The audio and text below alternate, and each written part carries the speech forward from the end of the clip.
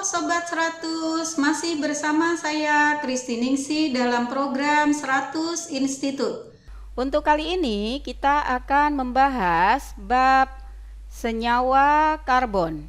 Dengan soalnya kita lihat, tulislah persamaan reaksi untuk setiap proses berikut ini. Yang A, asetaldehida dengan pereaksi Tollens. Untuk yang B, formaldehida dengan pereaksi Fehling. Jadi disuruh menuliskan reaksi antara asetaldehid dan pereaksi Tollens, yang satu formaldehid dengan pereaksi Fehling. Oke, pertama yang Sobat 100 perlu ingat pastinya adalah apa itu pereaksi Tollens dan apa itu pereaksi Fehling. Untuk lebih jelasnya bisa lihat ya penjelasannya. Larutan Tollens. Larutan Tollens dibuat dengan mencampur NaOH, AgNO3 dan NH3 sehingga terbentuk ion kompleks AgNH3 dua kali positif. Jadi larutan Tollens itu dibuat dari 3 senyawa, ada NaOH, ada AgNO3 dan ada NH3 sehingga membentuk ion kompleks. Kemudian nanti ion kompleksnya di sini untuk menuliskan reaksinya nanti akan bereaksi dengan NaOH membentuk AgNH3 dua kali OH. Oke, lihat penjelasan berikutnya. Ion kompleks AgNH3 dua kali positif nanti akan direduksi oleh aldehid atau alkanal menjadi Ag, membentuk endapan Ag menyerupai cermin perak pada dinding tabung. Jadi ciri senyawa aldehid atau keton bisa bereaksi dengan Tollens itu cirinya akan terbentuk endapan cermin perak. Untuk lebih jelasnya kita lihat persamaan reaksinya ya. Jadi hasil reaksi antara tadi untuk yang A, asetaldehida dengan pereaksi Tollens. Kita lihat rumus struktur asetaldehida. Asetaldehida itu senyawa aldehid atau alkanal yang cirinya mempunyai gugus fungsi C, kemudian C-nya akan mengikat H dan O. Karena di sini asetaldehid, maka jumlah atom C-nya ada 2. Kita lihat strukturnya ya, yaitu CH3, C, kemudian C-nya akan mengikat oksigen dan hidrogen. Nah, ini adalah gugus aldehid. Karena asetal jumlah C-nya ada 2. Maka ini adalah struktur asetaldehida. Kemudian ditambah reaksi Tollens. Reaksi Tollens tadi adalah AgNH3 dua kali OH. Maka di sini nanti ditambah 2 AgNH3 dua kali OH. Kenapa ini ada 2? Itu untuk menyetarakan reaksi. Nah, di mana AgNH3 dua kali OH tadi sebagai pereaksi Tollens.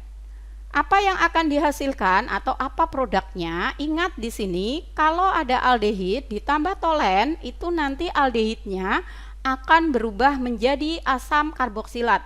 Jadi gugus COH itu nanti berubah menjadi gugus asam karboksilat. Apa itu asam karboksilat? Asam karboksilat adalah gugusnya CO, kemudian hanya ini berubah menjadi OH. Maka akan dihasilkan CH3C, kemudian mengikat gugus O, ya, rangkap O, kemudian mengikat OH. Jadi ini adalah gugus asam karboksilat. Namanya apa? Karena jumlah C-nya ada 2, berarti namanya adalah asam etanoat. Oke ya Sobat 100. Lanjut berikutnya, karena cirinya tadi menghasilkan endapan cermin perak, pastinya hasilnya tidak hanya asam etanoat. Berarti ada hasil sampingannya, yaitu ada cermin perak, kemudian nanti ada NH3 dan ada H2O. Maka dihasilkan lagi 2 Ag solid, 4 NH3 dan H2O.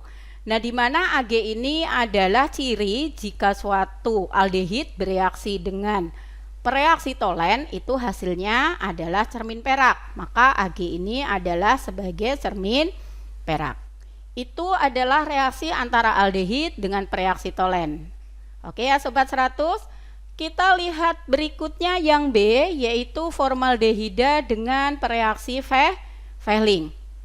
Pastinya sama, yang perlu Sobat 100 ingat adalah pereaksi Fehling. Apa itu pereaksi Fehling?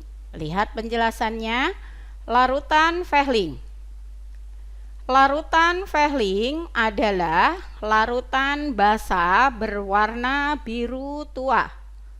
Kemudian, larutan Fehling dibuat dari Cu2 sulfat dalam larutan basa yang mengandung garam rosel sehingga diperoleh ion kompleks Cu2 tartrat, atau bisa dituliskan reaksi Fehling itu dengan CuO.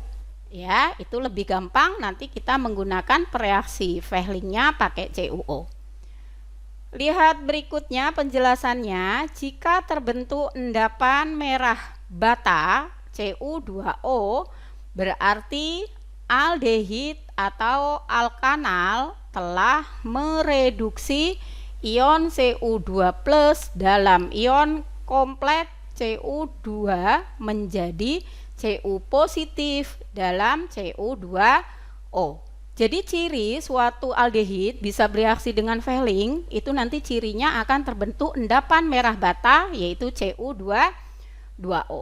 Nah, untuk lebih jelasnya bisa kita tulis reaksinya ya nanti.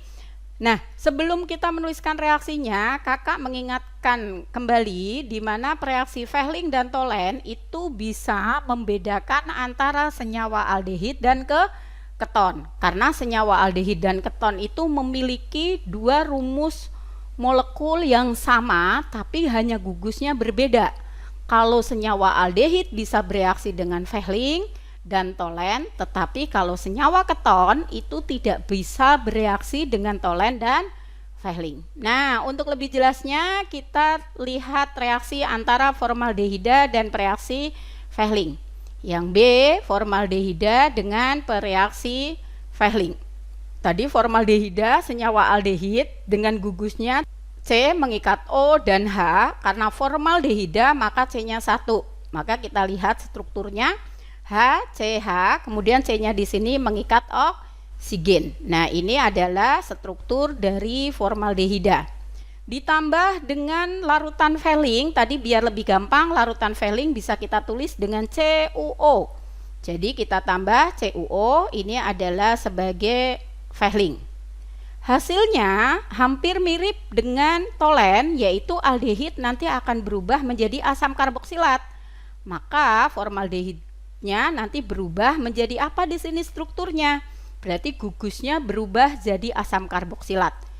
Berarti ada H, C, kemudian C-nya mengikat O, kemudian mengikat OH.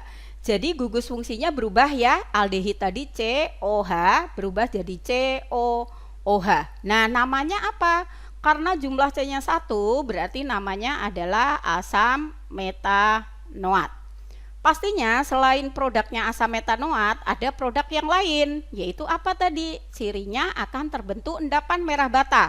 Berarti pastinya di sini nanti akan terbentuk Cu2O solid. Nah, di mana Cu2O ini adalah sebagai endapan merah bata. Nah, ini adalah reaksi antara aldehid dengan reaksi Fehling. Jika Sobat 100 sudah paham dengan video penjelasan ini, Sobat 100 bisa melihat atau mempelajari video penjelasan yang berikutnya. Selamat belajar.